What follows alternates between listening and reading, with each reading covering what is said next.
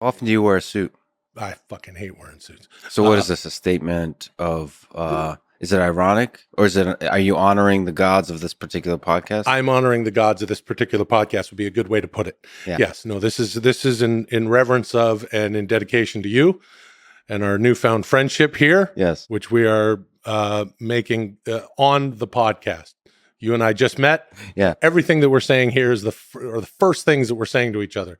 So I'm meeting you on common ground, dressed like. Well, I've been actually a one-way friend of yours for many, many years since Mad TV. Oh, When did you start on Mad TV? So that was in 90s? 97, yeah. 97.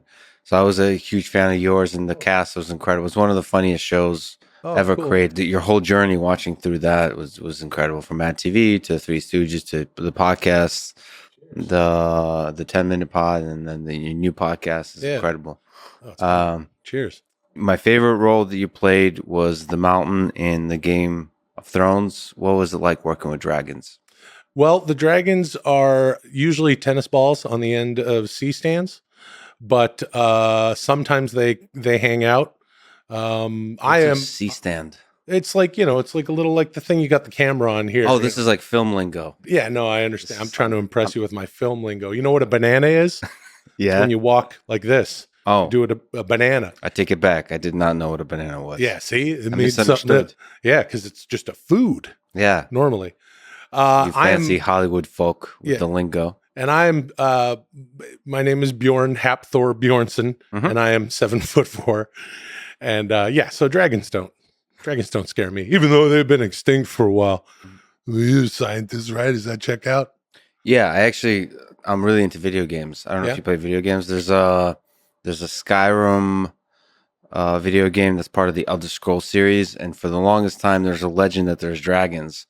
I think it started in Daggerfall, and so I grew up playing those video games and dreaming of one day meeting a dragon in a virtual world, and eventually you did in Skyrim. So dragons represent. I don't know exactly what they represent, but they represent maybe this kind of mythical creature that is bigger than anything humans can possibly comprehend. Maybe because they show up so often in myth from the religious stories, of the snake and so on, the serpent, and I don't know what that is with its breathing fire. That's kind of weird. It's interesting when I think about dragons because now that you bring it up, these are people that probably wouldn't have access to the fact that there used to be dinosaurs. Right? Maybe they did.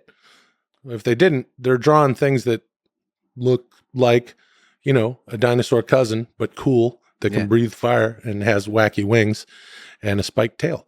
Where the heck did they come up with that? Because they're clearly, of course, represented in mythology all the way back to, no, not cave drawings. Well, the Egyptians probably knew and they could time travel, so they would have gone back to the caves.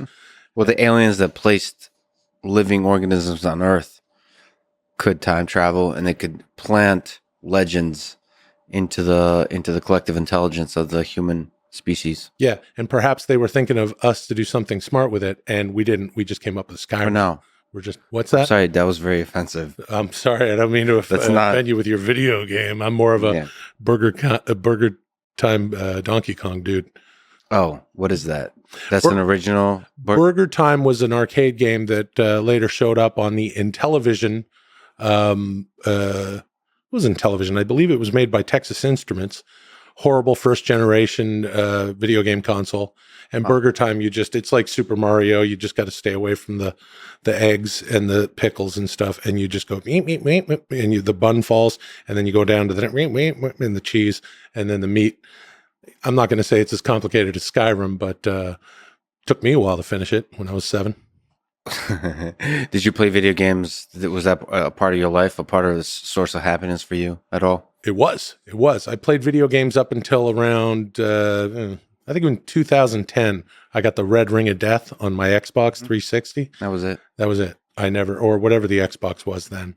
Yeah. I was playing, I had finished the Grand Theft Auto that was out, and had finished the Red Dead Redemption. So I was doing that thing where you just drive around, the streets of New York, or just ride around on your horse shooting people and, throwing grenades into groups of people in Grand Theft.